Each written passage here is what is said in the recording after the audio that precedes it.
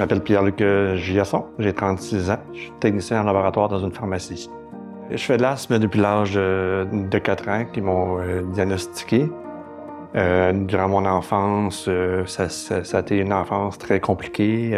J'ai dû visiter les urgences à plusieurs reprises. J'ai été mis aussi sous des tentes à oxygène pour avoir de l'aide à la respiration. Ça a duré une bonne partie de mon enfance. Arrivé à l'âge adulte, ça a devenu un petit peu complexe dans le début vingtaine.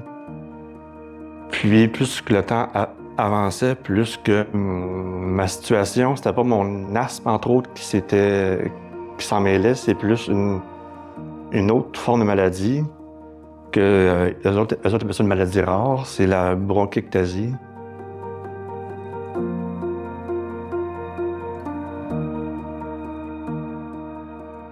Et j'ai été diagnostiqué, j'ai à peu près un an et demi de cette situation-là. Dans le fond, je fais des crises d'asthme présentement assez rarement, mais si j'en fais une fois par année, c'est correct présentement parce que tout est bien contrôlé, tout est bien géré au niveau de mon asthme à l'heure actuelle. Je dirais, si on serait dans le passé, mon histoire serait différente, mais présentement, si je fais une crise d'asthme par année, c'est correct. Quand j'étais pas bien, je pouvais en faire facilement une fois par mois.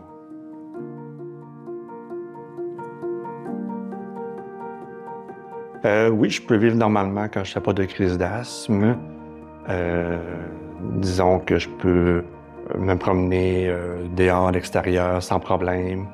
Été comme hiver, tout dépendant de la température, l'été, quand il fait trop chaud, quand c'est trop humide, je m'abstiens d'aller dehors.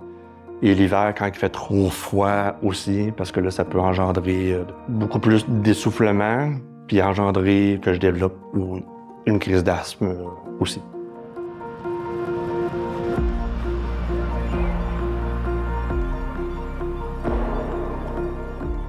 Les conseils que je donnerais aux personnes qui sont diagnostiquées, c'est de rester positif. Il y a des traitements à l'heure actuelle qui sont merveilleux.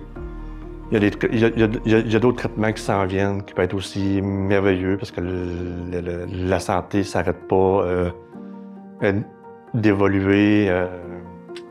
Moi, entre autres, quand j'ai appris que j'avais l'asthme sévère, ça m'a découragé parce que on me passait plein de tests puis ils ne savaient pas trop où ce qui s'en allait. Mais à cette heure, aujourd'hui, je vois le bout du tunnel. Je peux dire au monde, continuez d'avancer. Arrêtez-vous pas à ça.